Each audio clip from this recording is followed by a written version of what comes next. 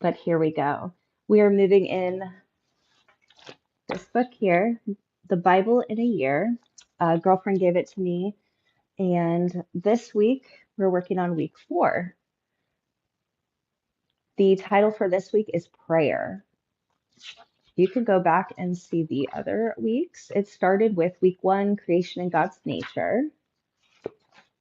Week 2 was God's love. And last week was faith. This week is prayer. Synopsis. Prayer is the intimate communication between God and his people, serving as both a privilege of relationship and a source of spiritual power. Through prayer, we align our hearts with God's purpose and experience his presence in our daily lives. Conversations with God. When Jesus' disciples asked him to teach them to pray, he didn't begin with techniques or formulas. Instead, he started with, quote, Our Father, Matthew 6:9, immediately establishing prayer as a relationship rather than a ritual. This simple address revolutionizes our understanding of prayer. We're not approaching a distant deity, but a loving Father who invites us into intimate conversation. So again, starting the prayer with Our Father. The Apostle Paul addresses one of our deepest struggles with prayer when he writes, quote, Do not be anxious about anything, but in every situation, by prayer and petition, with thanksgiving, present your requests to God. That's from Philippians 4:6. Notice that he doesn't just tell us not to worry, he offers prayer as the alternative to anxiety. Prayer becomes our path from panic to peace, not because we're guaranteed the desired outcome, but because we're connecting to the one who holds all things. When Paul encourages us to pray without ceasing, 1 Thessalonians 5:17, he's not suggesting we spend all day in a prayer closet. Rather, he's inviting us to develop an ongoing conversation with God that weaves throughout our entire day. Prayer becomes less like a formal meeting and more like an open line of communication, a constant awareness of God's presence in every moment and circumstance. James tells us that the prayer of a righteous person is powerful and effective. That's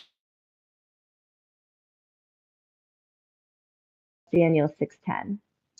We're called to persist in prayer, not because it's safe or easy, but because it connects us with the source of all power and wisdom. The psalmist reveals another crucial aspect of prayer when he writes, quote, If I had cherished sin in my heart, the Lord would not have listened. Psalm 66:18. This reminds us that prayer isn't just about speaking to God, it's about aligning our hearts with His. Sometimes most powerful prayer is simply allowing God to search our hearts and reveal areas that need His transforming touch. Jesus' parable of the persistent widow in Luke 18:1-8 teaches us that prayer is not just about the request, but about developing persistent faith. The widow's persistence wasn't about wearing down reluctance, but about demonstrating trust. When we persist in prayer, we're not trying to convince God to care.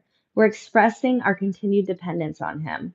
This is me. This has been me for 5 years in my suffering with my health, with my long COVID flavor. This week, as we think about prayer, let's remember that it's not about perfecting a spiritual practice, but about deepening a relationship. Whether we're bringing big or small requests and concerns, structured prayers or spontaneous conversation, formal petition or wordless groan, we're connecting with a Father who delights in communicating with his children. The invitation to pray is really an invitation to experience God's presence in every aspect of our lives. Hi, good morning. As we pray this week, let's move beyond viewing prayer as a religious duty and embrace it as the incredible privilege it is. Direct access to the creator of the universe who chooses to be known as our Father. Again, there are 3 reflection questions. So if you're following along and you want to go over these later, jot them down, please feel free to.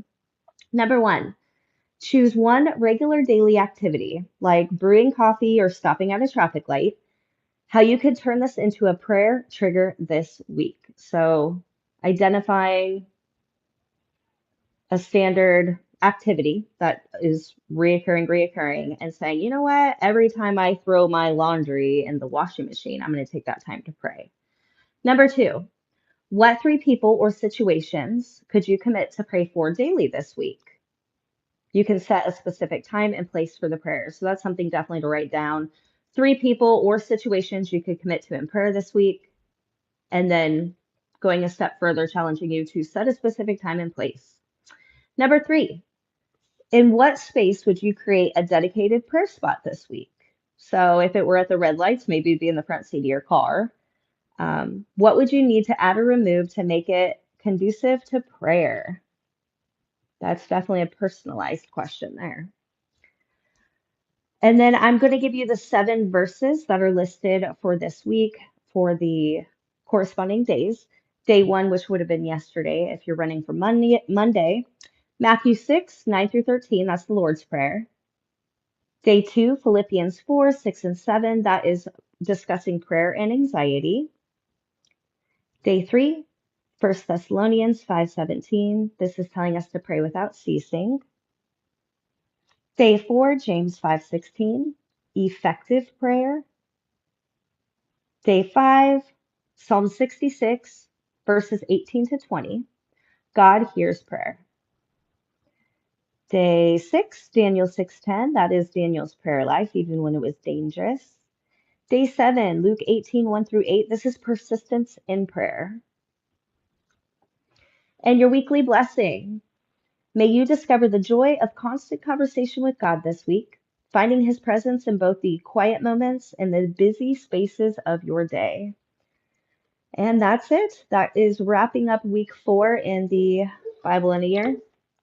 And Larry says I'm done. All right. Have a wonderful day.